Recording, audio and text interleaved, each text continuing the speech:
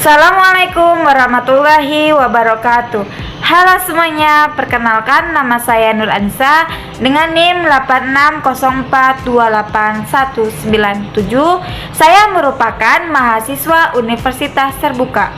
Kali ini saya akan membahas materi tentang peran filsafat ilmu dalam memperkuat ilmu pendidikan yang kita pelajari dari materi. Yang pertama, yaitu peran filsafat ilmu terhadap ilmu pendidikan. Seperti yang tertulis jelas di dalam materi, saat membahas berbagai masalah pendidikan, ilmu pendidikan itu diawasi oleh filsafat ilmu. Tujuannya agar keberadaannya, kebenarannya, keilmuannya, serta nilai-nilainya semakin kuat dalam memecahkan berbagai persoalan pendidikan.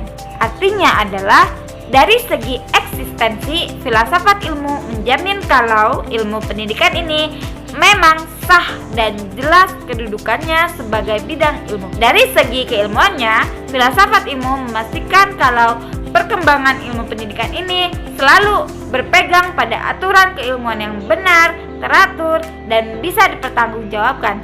Jadi, segala pengetahuan yang dihasilkan benar-benar teruji dan masuk akal. Dari segi nilai-nilainya, filsafat ilmu mengarahkan ilmu pendidikan agar selalu membawa hal-hal yang bermakna, bernilai luhur, dan tentunya bermanfaat. Yang kedua, peran pendidikan terhadap filsafat ilmu. Hubungan itu adalah timbal balik. Kalau filsafat ilmu menopang pendidikan, maka pendidikan yang berjalan baik dan membawa manfaat nyata juga memberi dampak positif bagi filsafat ilmu. Yang ketiga, filsafat ilmu sebagai pisau analisis. Filsafat ilmu memiliki 3 kajian besar tersebut. Kemampuannya untuk membongkar dan menyusun kembali pengetahuan pendidikan itulah yang menjadikannya alat analisis yang sangat tajam. Penjelasannya adalah ontologi. Ini membahas tentang hakikat atau inti dari sesuatu dalam pendidikan.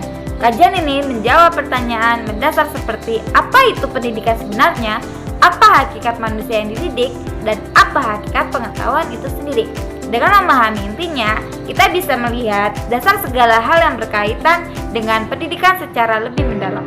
Epistemologi ini membahas tentang asal-usul dan cara memperoleh pengetahuan. Di sini kita menjawab bagaimana cara kita mendapatkan pengetahuan, metode apa yang boleh dan benar digunakan, serta bagaimana memastikan kalau pengetahuan itu benar dan teruji. Ini menjadi pedoman kita dalam menentukan langkah yang tepat. Aksiologi ini membahas tentang nilai dan kegunaan. Kita bertanya, untuk apa pengetahuan itu dipelajari, apa tujuannya, dan apa manfaat bagi kita. Hal ini memastikan kalau setiap langkah yang diambil dalam pendidikan selalu mengarah pada hal yang baik dan bermanfaat.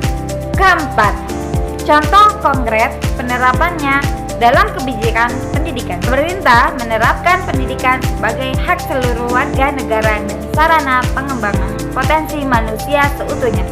Hal ini merupakan penerapan pandangan ontologi bahwa manusia memiliki hak dan kemampuan untuk berkembang, serta aksiologi yang menilai pendidikan sebagai hal yang bernilai tinggi dan bermanfaat bagi kemajuan bersama. Dalam penyusunan kurikulum, materi ajar disusun secara sistematis yang menyeimbangkan aspek pengetahuan, keterampilan, serta pembentukan sikap dan karakter.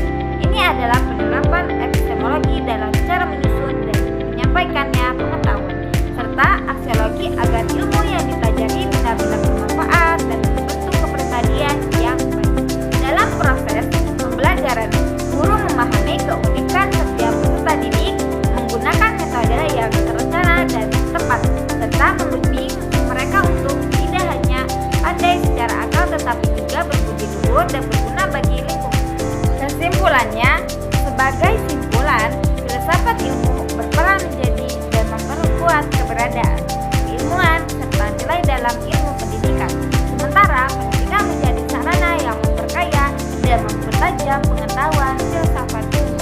Keduanya saling menguatkan demi terwujudnya pendidikan yang berkualitas dan mampu menjawab kebutuhan kehidupan manusia. Sekian video dari saya.